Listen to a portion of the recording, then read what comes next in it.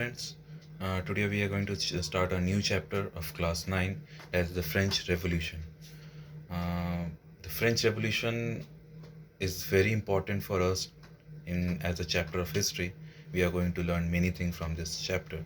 So that's why it has been included in your syllabus about the French Revolution. Because many things has happened and what are the causes for that revolution, what are the good things or bad things we are going to learn from this chapter. Okay, what are the causes, who are the people behind it, all we are going to learn about the French Revolution in this chapter. So start the chapter. Yes, we were starting the chapter. On July 14, 1789, in the city of Paris, a large number of people hoarded in the city. There are around 7,000 people who have hoarded there, and they want to make a public or people militia. That means they want to attack or they want to make some changes. They have some demands which have been not been fulfilled, so they are revolting. They are doing a they are revolting against the government. So for revolution, for revolting, they need some ammunitions or arms. So they are continuously searching in the buildings, and after searching in the buildings, at last they have gone and entered into Bastille. Bastille is a jail, okay, jail of the government, and in which many prisoners are there, and people of Paris hate that Bastille jail because it shows the despotic power of the king. Because the power of the king, they used to show with the Bastille. That means Bastille is a jail. They are not going to show it with that. If people doesn't follow the king or commit any crime, okay, violates the law, so the king is going to put them into that jail, so that people hate that jail. So it shows the power of the king, and every chaos was going on that day. A lot more things were going on that day.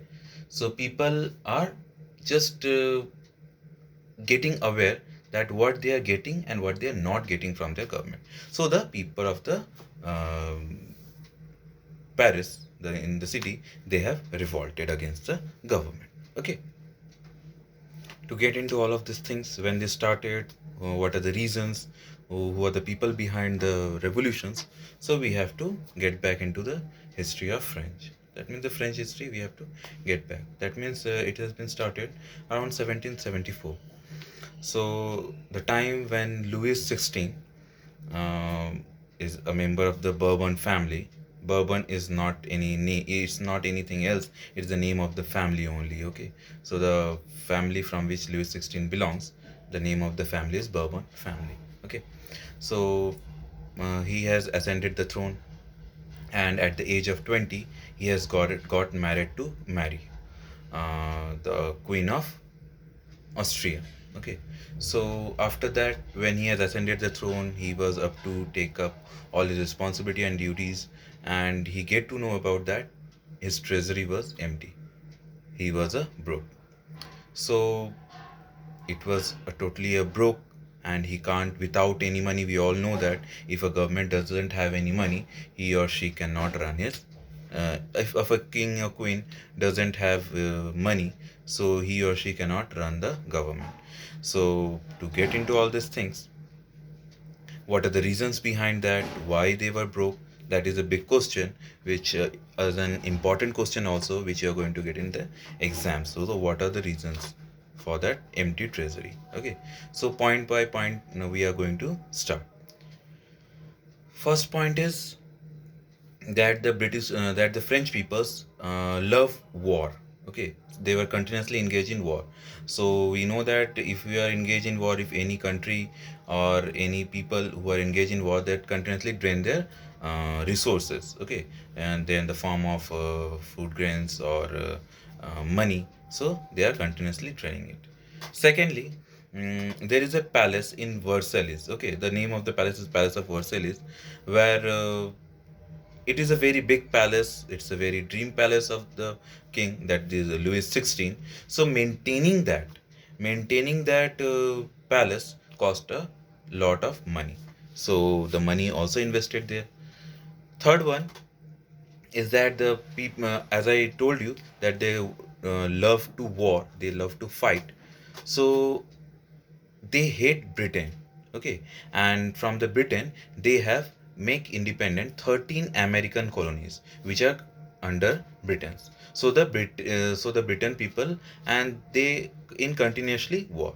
So it has totally drained their resources.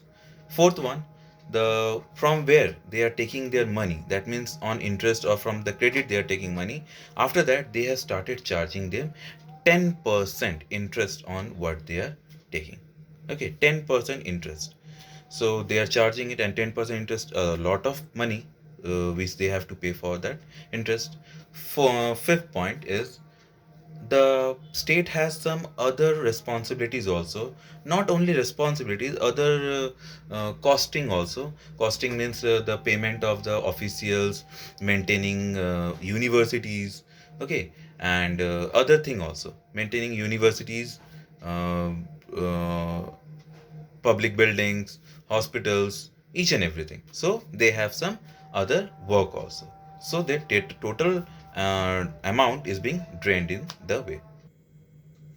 To meet the expense of the state, the king has announced some taxes which are levied on the people of the kingdom. So, on to get the taxes, the state had been divided into three different states. And first state, second state, and third state. First state is the clergy.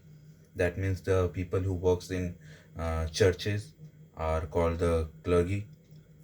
And second is the nobility, that is the king, his ministers. Okay, these are comes under the clergy. And the third state is that common people group, the lawyers, the artisans, the farmers. Okay, so all these common peoples and the servants also, they comes under the third state. So basically the problem is there, the 90% of the state population is of peasants, that means the farmers.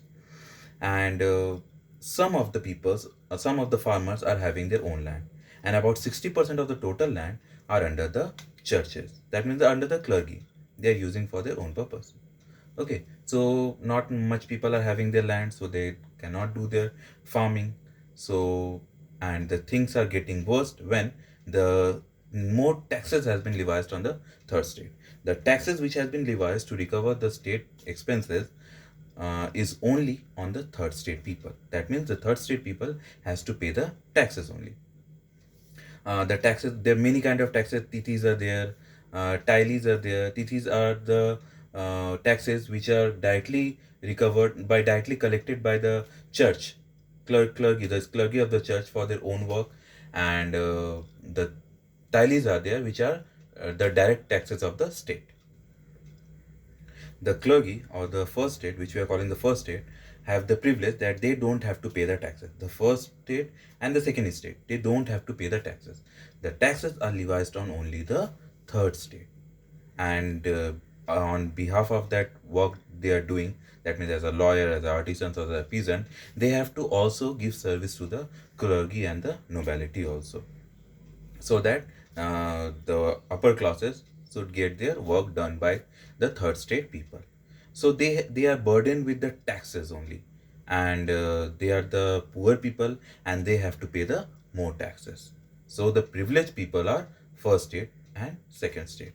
As the time goes on, the population of France increased from 23 millions to 28 million from 1715 to 1789. So the demand for the foods has rose. People are demanding more foods, but the state doesn't produce more of that. And the people who are working as a worker or artisans, whatever they are working under, they are not getting hike in their salary. They are getting the same salary as they are getting before the time, that means before the population has not rose. And after that they are also getting the same uh, salary after also that. So that the price of the bread has risen up because the demand is more, population is increasing, and they don't have money to buy that. They don't have enough money to buy that because they are getting less salary as compared to that demand which is going on there. And if in a while, if there is any famine or any flood type of thing, so they have to suffer a more with that. Okay, and this kind of crisis is called subsistence crisis. Okay, so this goes on in the as the time was going on. People are not taking it. They are having problems for the survival. They are not getting their basic survival needs. So they have started revolt against the government. But that doesn't any work. That is worthless because they don't have any plan. They don't have any special powers. So these are worthless. The dates we have before 1789, which we have talked earlier, before 1789, many small revolts has taken place, but all of them are not successful because they are not up to the mark. They are not doing the revolt on up to the mark on which they can do it, or after that they can get benefit. So they are not doing up to the mark, but they are continuously trying it.